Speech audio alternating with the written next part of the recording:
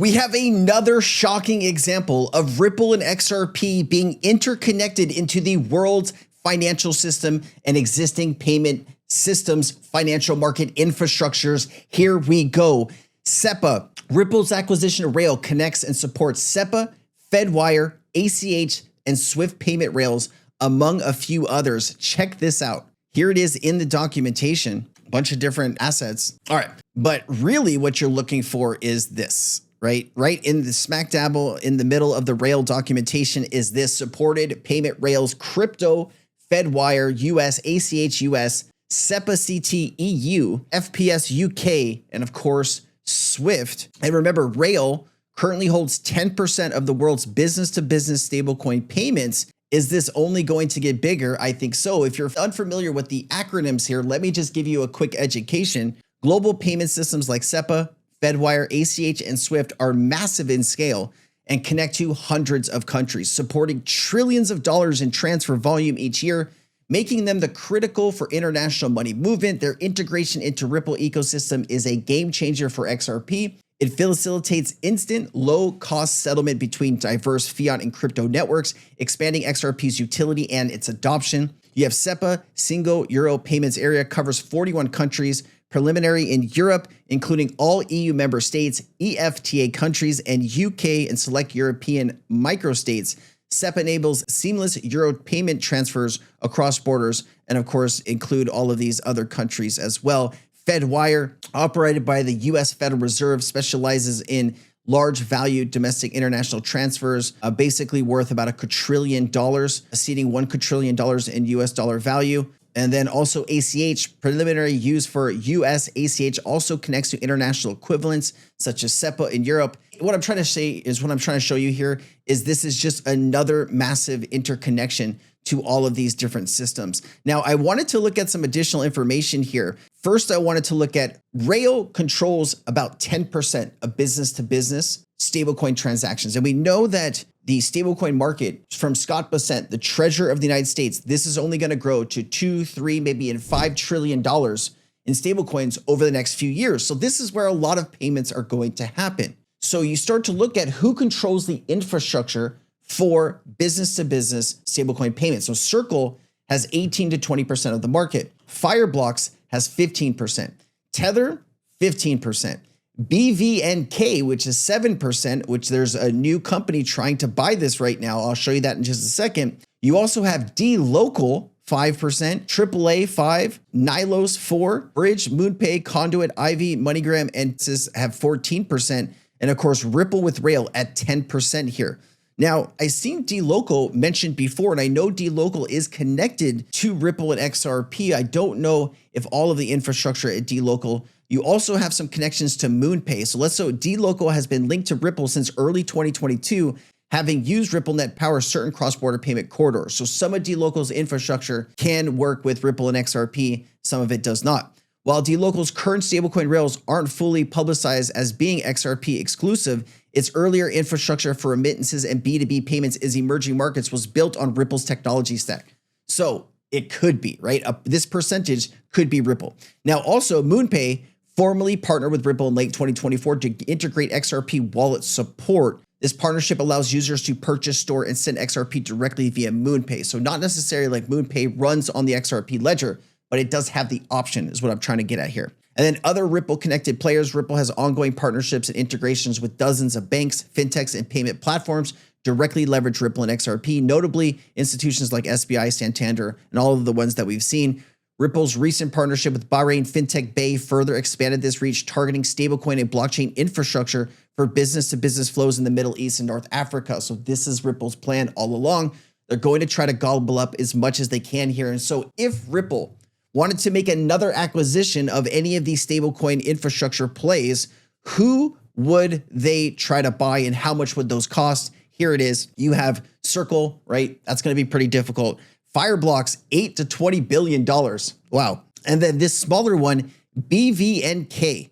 Now, BVNK, I just saw a clip that Coinbase is trying to actually buy them. Here you go. Coinbase and MasterCard are in negotiations to acquire a stablecoin startup, BVNK, for $2 billion. So as you can see, there's not a lot of infrastructure here. And whatever infrastructure is here is being gobbled up by some of these bigger players. So you start to wonder, is Ripple going to make another move? And what move would they make if they decided to do that?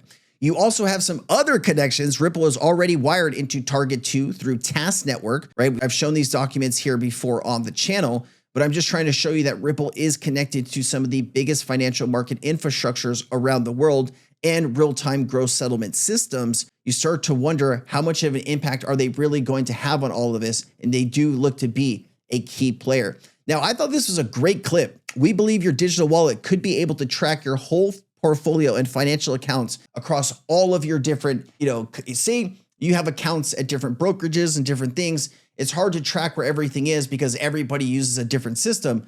What if you could use one system to track everything?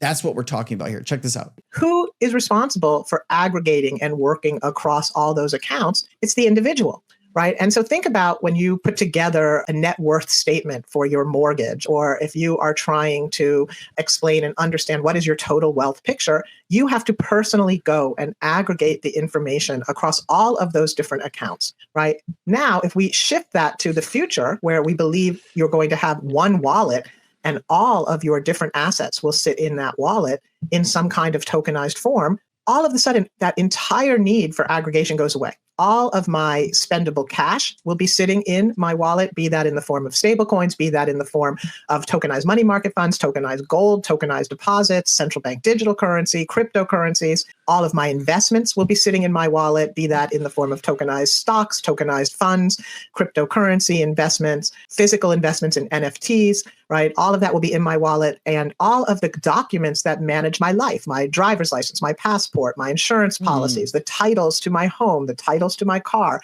all of that will be sitting in my wallet as well. Think how much easier life is going to be when everything is aggregated for me, right? I become the center of my financial life rather than me having to go out across a whole network of financial providers and piece it together myself. This guy looks a little panicked. He looks a little panicked, but anyways, you also saw this. As predicted, the Circle Tether monopoly will soon break. Just in 10 major global banks, including Bank of America, Goldman Sachs, Deutsche Bank, BNP Paribas, Santander, Barclays, TD Bank, MUFG, UBS, and Citi are joining forces to develop a unified stablecoin initiative. Here it is. The post details a major development in the financial and crypto ecosystem. 10 leading global banks, including Bank of America, Goldman Sachs, I'm not going to read through them all again, you see them on the screen, are collaborating to develop a unified stablecoin initiative. This move is intended to challenge the existing market dominance of Circle's USDC and Tether's USDT, which together currently controls 80% and about $310 billion. So yes, Ripple does have some connections here. Bank of America, Deutsche Bank, BNP Paribas, Santander. I've seen stuff with Barclays, MUFG, UBS. I mean, the list goes on and on and on, right? But I haven't found any direct correlation of Ripple being involved here. You do start to wonder, are these banks going to build this themselves? We've taken a look at this in the past. Building your own infrastructure from scratch could take years. If they wanted to really leapfrog that timeline in innovation, they would need to go ahead and work with a private company. We'll see what happens, all right? Background and objectives. The project is in early stages and it aims to create blockchain-based stablecoins pegged one-to-one with G7 currencies. The banks hope it will enable them to leverage blockchain efficiency while ensuring stringent compliance, risk management, and adherence to global financial regulations. Now, we're talking about the highest level of regulatory approval is where Ripple and USD are. The reason they waited for NYDFS and all of these different things and getting all of these pieces in play is because they knew that they were going to hold the reserves at BNY Mellon, and that requires the highest level, right? The highest level. And you start to look at what these banks are going to be looking for. A lot of these things are built into the XRP ledger and Ripple's technologies. So you do start to wonder what these banks are going to do. Are they going to pick up the phone and call Ripple? A lot of these banks already have collaborations and partnerships. We'll have to see how this plays out. That's just my speculation. Let's keep it going. There was also this meeting a few days ago. Ripple's Brussels Roundtable spotlights digital asset partnerships in the EU and blockchain barriers. Of course, Casey Craddock has been a very busy lady recently. She was in the UK for that meeting with the US-UK Transatlantic Partnership. And then, of course, last week's roundtable was a great opportunity to discuss the current state of digital assets landscape and the competitiveness in Europe. Mika gave European banks and financial institutions the confidence to lean into the industry As a result, we are now seeing lots of banks and financial institutions such as Societe Generale and BBVA building out digital asset custody and tokenization capabilities, working with crypto natives like Ripple. But many barriers still remain to fulfill into this full potential. And that's what they're trying to do here, and they're building. Ripple also met with Luxembourg's finance minister, and I showed you pictures of that in recent content as well. Chad Steingraber says a flood is coming. Morgan Stanley is expanding its crypto offerings, allowing all clients to have access to digital wallets. We've seen this play out before. Often new innovation goes to the high net worth or institutional clients, and then it'll be rolled out to every single person. Advisors will be able to offer crypto fund investments to any clients as of October 15th, including those with retirement accounts. Huge, huge, huge. Morgan Stanley's recent move will allow all of its wealth management clients, including those with retirement accounts, to access crypto fund investments as of October 15, 2025, moving restrictions that limited access to only high net worth individuals with a minimum of 1.5 million in assets. This represents one of the most comprehensive steps by a major Wall Street institution toward broad crypto integration and could have far-reaching impacts. This is really great to see. All right. Barclays report confirms November 2025 ISO 20022 deadline is a key to crypto integration and global payments. SWIFT is expecting 91% of financial institutions to be ready. You are already seeing this. I think right now there's like 70 or 80%. They're actually getting very close to these numbers. At the same time, cryptocurrency, stablecoins, and tokenization are moving into the mainstream. ISO 20022 richer data model will be critical for conversions between digital and fiat assets. The number of 2025 ISO 20022 deadlines. Therefore, it is not the end of the transformation but the payments industry, but it's the beginning. So where all of this starts. Brian Armstrong also says we absolutely won't accept this. It's a bad proposal. It looks like Democrats on the Senate side did put forward a proposal that got shot down by the industry.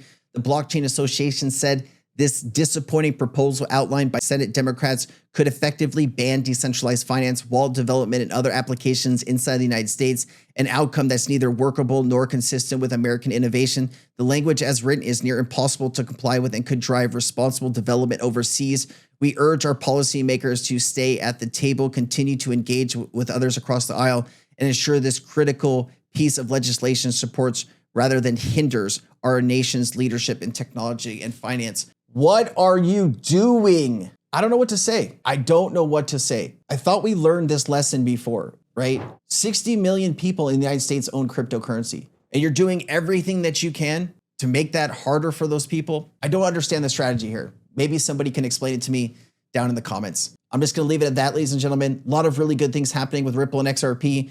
Not so many good things happening in Congress right now, but I guess we'll see how it turns out. Paul Barron says Senate DeFi talks stalled after Dems overreach proposal sparked massive industry pushback. The backlash worked. Offices flooded with calls. Republicans holding firm. Man, it's crazy stuff, guys. I'll see you next time. Aloha. Nothing in this video should be taken as financial advice. This is for entertainment purposes only. I am not a financial advisor. Please seek financial advice if you need it. Let's get back to the video.